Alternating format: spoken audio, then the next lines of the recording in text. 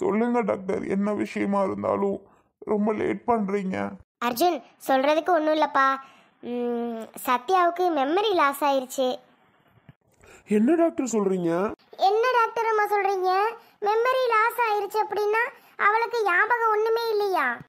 அதானே, என் பிள்ளைக்கு ஞாபகம் ஒன்றுமே இல்லையா? ஆமாம், ஞாபகம் இல்லை. ஞாபகம் எப்படி இல்லை அப்படின்னா அவளுக்கு ஒரு 10 வருஷத்துக்கு முன்னாடி உள்ள ஞாபகம் எல்லாம் இருக்கும். இப்போ 10 வருஷத்துக்கு அப்புறம் உள்ள ஞாபகம் மேக்சிமம் இருக்காது. மேக்சிமம் என்ன, இருக்கவே இருக்காது. 10 வருஷத்துக்கு முன்னாடினா அப்போ கல்யாணம் ஆனது, பிள்ளைங்க பிறந்தது எதுவுமே ஞாபகம் இருக்காதா டாக்டர்? ஆமாம் அர்ஜுன், கண்டிப்பாக இருக்காது. ஐயோ டாக்டர், ஞாபகம் வந்துருமா? அது எல்லாமே உங்கள் கையில் தான் அர்ஜுன் இருக்குது. தலையில் சரியான அடி. அந்த கல் ஃபோர்ஸாக மூளையில் விழுந்தது அப்படின்றதுனால அந்த நரம்பு கட்டை ஏதோ ஆப்ரேஷன் பண்ணிட்டோம். ஆனால் சில பேர் ஆப்ரேஷனில் பிழைப்பாங்களான்னே தெரியாது மேக்ஸிமம். ஆனால் இவங்க பிழைச்சிட்டாங்க. ஆனால் மெமரி லாஸ் ஆயிடுச்சுப்பா. ஒரு 10 வருஷத்துக்கு இங்கிட்டு உள்ள மெமரி தான் லாஸு. அந்த சைடு அவங்க அப்பா அம்மா, அந்த சைடு அப்போ உள்ளவங்க எல்லாரும் கண்டிப்பாக அவளுக்கு தெரியும். ஆனால் இப்போ மேரேஜ் ஆனது, குழந்தைங்க பிறந்தது, இதெல்லாம் தெரியறதுக்கு வாய்ப்பே இல்லை அர்ஜுன். நீங்கள் தான் உங்கள் மனசை தைரியமாக ஆக்கிக்கணும். டாக்டர், இப்படி சொல்லுவீங்க அப்படின்னு நான் நினைச்சே பார்க்கல டாக்டர். சொல்ல வேண்டிய கட்டாயம் வந்துருச்சேப்பா. ஐயோ, என் அக்காவுக்கு உயிருக்கு எந்த பிரச்சனையும் இல்லைல்ல டாக்டர்? இல்லை, அதெல்லாம் ஒன்றும் இல்லை. உங்கள் அக்காவுக்கு உயிருக்கு எதுவுமே இல்லைம்மா, நல்லா இருக்காங்க. இந்த ஒரு பிரச்சனை மட்டும்தான். எங்கிட்ட என் பிள்ளைய உயிராது காப்பாற்றி கொடுத்துட்டீங்களே, அதுவே எனக்கு போதும். நாங்கள் மெல்ல மெல்லமாக சொல்லி அவளை கல்யாணம் ஆயிடுச்சுன்னு ஒரு இதுக்கு கொண்டு வந்துடுறோம். எப்பம்மா கண்ணு முழிப்பாங்க? இப்போ முழிச்சிட்டாளா டாக்டரு? இன்னும் ஒரு 1/2 மணி நேரம் கழிச்சு போயிட்டு நீங்கள் பார்க்கலாம். 1/2 மணி நேரம் கழிச்சு நாங்கள் போய் பார்க்கலாமா டாக்டர்? கண்டிப்பாக பார்க்கலாம். 1/2 மணி நேரம் மட்டும் வெயிட் பண்ணுங்க. அதுக்கப்புறம் மயக்க தெளிஞ்சு அவங்களே ஆட்டோமேட்டிக்காக முழிச்சிருவாங்க. ஆனால் அர்ஜுனை தான் கொஞ்சம் என்ன பண்ணுறதுன்னு தெரியல. பார்த்துக்கோங்க, உங்கள் கையில் தான் இருக்குது. சத்யா கிட்ட சொல்லி அவளை மாற்றுறதுக்கு. அதெல்லாம் நாங்கள் பார்த்துக்குறோம் டாக்டர். எப்படியோ என் பிள்ளையை காப்பாற்றினதுக்கு உங்களுக்கு எப்படி நன்றி சொல்லுவேன்னு தெரியல. ரொம்ப ரொம்ப நன்றி டாக்டர். பரவாயில்லம்மா, இருக்கட்டும். சரி, பார்த்துக்கோங்க. அர்ஜுன் தம்பி, 2 lakhs ஃபீஸ் கட்டிடுங்கப்பா. இன்றைக்கி கூட கட்ட வேணாம். சத்யாவை ஒரு 2 daysல டிஸ்சார்ஜ் பண்ணிடலாம். 2 days கழிச்சு கூட கட்டிட்டு நீங்கள் டிஸ்சார்ஜ் பண்ணிக்கோங்கப்பா. டாக்டர், 2 daysல பண்ணிக்கலாமா? அதெல்லாம் 2 daysல க்யூர் ஆயிடுவாங்க. இன்றைக்கே நார்மல் ஆயிடுவாங்க. ஆப்ரேஷன் பண்ண இடம் மட்டும்தான் அது சரியாக ஒரு 2-3 days ஆகும். 1 week ஆயிரும். நீங்கள் வீட்டில் கூட்டிகிட்டு போய் பார்த்து பண்ணிக்கோங்க. 1 week கழிச்சு கொஞ்சம் ஹாஸ்பிட்டல் கூட்டி வந்தீங்கன்னா எப்படி இருக்குது என்னன்னு பார்த்துட்டு நாங்கள் சொல்லுவோம். ஆனால் நான் இப்போ சொன்னது மட்டும்தான் உண்மை. கடைசியில் இப்படி சொல்லுவீங்கன்னு நான் நினச்சே பார்க்கல டாக்டர். என்னப்பா பண்ணுறது, நம்ம கையிலையா இருக்குது. இப்படி நடக்கணும்னு இருந்திருக்கு பாரு. எல்லாம் சரியாயிரும் அர்ஜுன். உங்கள் கையில் தான் இருக்குது அவளை மாற்றுறதுக்கு. சரிங்க டாக்டர். சரி, பார்த்துக்கோங்க. குழந்தைங்கள பார்த்தா தான் கொஞ்சம் கஷ்டமாக இருக்குது. என் பிள்ளைங்களை நான் எப்படி வச்சுட்டு என்ன பண்ண போகிறேன்னே தெரியலையே. பிள்ளைங்க அம்மா அம்மானு உயிராக இருக்குதுங்க. அதுகளை அவள் தூக்குறாளா இல்லை எப்படி எடுத்துக்க போகிறான்னு தெரில. அதான்ப்பா தெரியல. நீங்கள் தான் அவகிட்ட பேசி சமாளிக்கணும். நான் எப்படி, அவளுக்கு சாதாரணமாகவே கோபப்படுற புத்தி இருக்கு. பிள்ளைங்களை பார்ப்பாளா, என்கிட்ட பேசுவாளா, என்ன ஏதுன்னே தெரியல. நான் என்ன பண்ண போறேன்னே தெரியல. சரி, பார்க்கலாம். கடவுள் தான் இனிமே. உங்கள் கையில் தான் இருக்கு அர்ஜுன் தம்பி. பாருங்க என்ன பண்ணுறது. சரிங்கம்மா, அந்த தம்பியை பாருங்க, ரொம்ப புலம்பிகிட்டே இருக்கு, பார்த்துக்கோங்க. சரிங்க டாக்டர்ம்மா. என்னம்மா? என்னடி சோனி, கடைசியில டாக்டர் இப்படி சொல்லிட்டு போறாங்க. நினைச்சே பார்க்கலல்ல நமக்கு இப்படி ஒரு நிலைமை ஆகும்னு. ஆமாம்மா, கடைசியில டாக்டர் இப்படி சொல்லுவாங்கன்னு கொஞ்சம் கூட நினைச்சு பார்க்கலம்மா. கடவுளே. அர்ஜுன் தம்பி, அழுகாதியப்பா. அவகிட்ட அப்படி இப்படின்னு சொல்லி அதெல்லாம் சமாளிச்சிடலாம். எதுக்கு அழுகிறிய? ஏதோ அவ உயிரோட நமக்கு திரும்பி வந்தால, அது போதும்பா நமக்கு. அதுவே பெரிய விஷயம் இல்லையா? நீங்கள் எதையும் நினச்சி அழுகாதீங்கப்பா, சரிங்களா? இப்படிக்கா அழுகாமல் இருக்குது? பழைய சத்யா மாதிரி என்கிட்ட பேச மாட்டாளே. ஷோ, அர்ஜுன் மாமான்னு என்னை கூப்பிட மாட்டாளே. கடவுளே, கஷ்டமாக இருக்கே. நான் ஏன் இந்த கஷ்டத்துக்கு ஆளானேனே தெரியலையே. ஷோ, என் பிள்ளைங்களை தூக்குவாளான்னு தெரியலையே. அப்பா அம்மாக்கு என்னாச்சு? அம்மாக்கு ஒன்றும் ஆகலடா தங்கம். அம்மாக்கு உடம்பு சரியில்லாமல் இருந்துச்சுல, நல்லாயிட்டாலாம். இன்னும் கொஞ்ச நேரத்தில் அம்மா எழுந்திருச்சுவாம்மா. போயிட்டு பார்க்கலாம் சரியா? சரிங்கப்பா.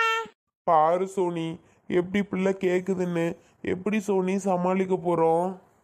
மாமா எனக்கு ஒண்ணுமே புரியல மாமா, ஒரே பிளாங்கா இருக்கு. ஷோ கடவுளே, என்ன பண்ணுறதுனே தெரியலையே. அர்ஜுன் தம்பி, ஏன்ப்பா அழுதுகிட்டே இருக்கிய? சத்யா தான் நல்லா இருக்கல்ல, தயவு செஞ்சு வந்து சாப்பிடுங்க. காலையிலேருந்து சாப்பிடல, நேற்றுலேருந்து சாப்பிடல. எப்படி சாப்பிடாம இருந்தால் பிள்ளைகளை கவனிக்கணும்ல. சத்யாவே பார்க்காட்டி நீங்கள் தானே பார்த்துக்கிறணும் பிள்ளைகளை. வாங்கப்பா. செல்வி சொல்லு செல்வி. இல்லைம்மாம்மா, பிள்ளைக அம்மா அம்மான்னு போகும்போது அவள் என்ன பண்ணுறான்னு தெரியலையே. அதெல்லாம் சத்யா ஒன்றும் பண்ண மாட்டா. டாக்டர் தான் 1/2 மணி நேரம் கழிச்சு நம்மளை போய் பார்க்க சொல்லியிருக்காங்கல்ல, நம்ம பார்த்துக்குவோம். வசந்திக்கா, என்னடா அர்ஜுனு? அக்கா, யார் கல் தூக்கி போட்டது மட்டும் தயவு செஞ்சு எனக்கு சொல்லுங்கக்கா. நான் போயிட்டு யாரடா கேட்பேன்? நம்ம பக்கத்து வீட்டில் வயசான பாட்டி தாத்தா தான் இருக்காங்க. அவங்களாடா கல்லை தூக்கி போட்டிருக்க போகிறாங்க சொல்லு. இந்த சைடு ஷோ எனக்கு யாரை நினைக்கிறேனே தெரில. அவள் ரொம்ப நல்லவ. அவள் இப்படி வேலையெல்லாம் பண்ணவே மாட்டா. அவளுக்கு சத்யாவுக்கு என்ன விரோதம்? சத்யா கூட அவ்வளோ சூப்பராக பேசுவாடா. இனி என்ன பண்ண முடியும் சொல்லு? யார் போட்டு என்ன பண்ண போகுது அர்ஜுன் தம்பி? சரி விடுங்க, நம்ம தலையெழுத்துன்னு போக வேண்டியது தான். யாரை கேட்டு ஒன்றும் ஆக போகிறதில்ல. எப்படியோ சத்யா பிழைச்சிட்டால, அப்புறம் என்ன? சரி வாங்க, நம்ம போய் அவளை உள்ளே பார்ப்போம். இல்லைக்கா, அவங்களுக்கு என்னக்கா பிரச்சனை? சத்யா மேலே எதுக்குக்கா டார்கெட் பண்ணி போடணும், அதுவும் தலையை பார்த்து? அதாக்கா எனக்கு ஒரே டவுட்டு. பிள்ளைக அந்த சைடு உட்காந்துருந்துச்சுக்க, பிள்ளைக தலையில் விழுந்திருந்தா என்ன ஆயிருக்கும்னு நினச்சி பாருங்க. ஏதோ சத்யா கொஞ்சம் பெரியவளை கண்டு ஏதோ டாக்டர் காப்பாற்ற முடிகிற அளவுக்கு ஆயிடுச்சு. இன்னமும் பெரிய பிரச்சனை வேற. பயமா இருக்கு, அவள் எங்க கூட பேசுவாளானே தெரியலையே. சரி வாங்க, அவளை போய் பார்ப்போம். ஆ சரிங்கக்கா.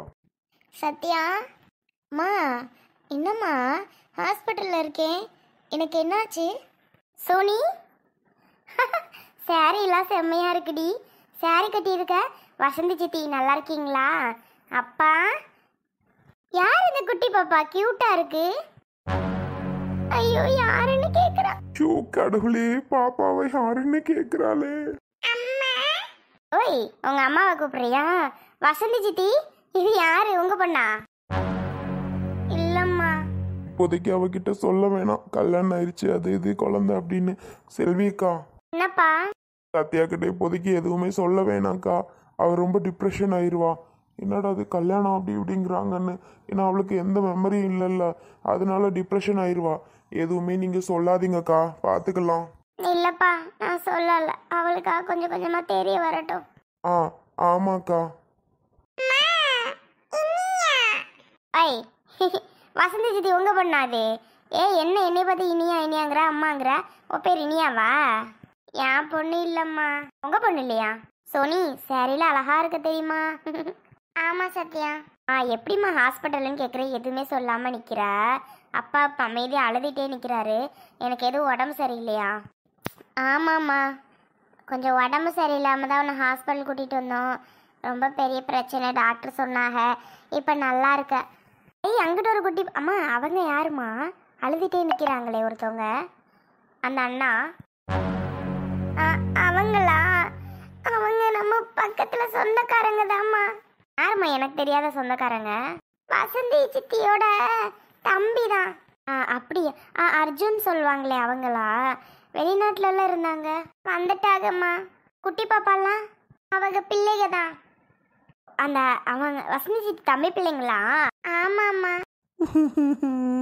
ஐயோ, சத்யா இப்படிலாம் கேட்பான்னு நினைச்சு கூட பார்க்கலையே.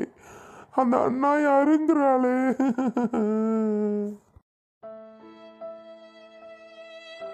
திடீர்னு எனக்கு உடம்பு சரியில்லாம ஆயிடுச்சா? ஆமாம்மா. என்னம்மா பிரச்சனை? அது ஒரு சின்ன பிரச்சனை தாம்மா. அது ஆப்ரேஷன் பண்ற அளவுக்கு ஆயிடுச்சு. இப்போ உனக்கு பரவாயில்ல, நல்லா தான் இருக்க. அப்பாடா, இப்போ சரியாயிருச்சுல, நம்ம வீட்டுக்கு போலாமா? இன்னும் ஒரு 2-3 நாளைக்கு ஆஸ்பத்திரியில் இருக்க சொல்லியிருக்காகம்மா. பிறகு போகலாம். செல்விக்கா நான் வெளியில போறேன். ஏன் அர்ஜுன் தம்பி நில்லுங்க. இல்லக்கா வெளியில போறேன். அம்மு வா போவோம்.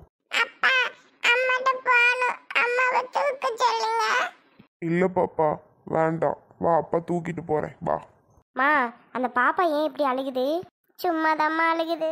பாவம், அவங்க அம்மாட்ட பொண்ணுன்னு சொல்லி அடம் பிடிக்கும் போல. அவங்க அப்பா என்ன எப்படி பண்றாரு? அவங்க அம்மாட்ட கொண்டு போய் கொடுத்தா என்ன? அவங்க அம்மா இங்க இல்ல, வீட்டில் கொண்டு போய் கொடுக்க வேண்டியதானே. அவர்கிட்ட சொல்லு. சொல்றேன். சத்யாக்கு இப்படி ஒரு நிலைமை வரும், நமக்கு இப்படி ஒரு சோதனை வரும்னு நம்ம கனவுல கூட நினைச்சு பார்க்கவே இல்லை. கடைசியில இப்படி ஆயிடுச்சு. என்னமோ போ, சத்யாவுக்கு நல்லபடியா நடந்தா சரிதான். எப்ப ஞாபகம் வரட்டும். வா இனியம்மா போவோம். சோனி இதுலயாவ தூக்கிட்டு வந்து வெளியில கொடுக்குறியா? சரி மாமா. இவன் இன்னும் இவர் கூட நல்லா பேசுறா. இவரை நமக்கு தெரியவே தெரியாது. சோனி இப்படி பேசுறா. தெரியுமா அவளுக்கு மட்டும் தெரியுமா? எனக்கு தெரியாது.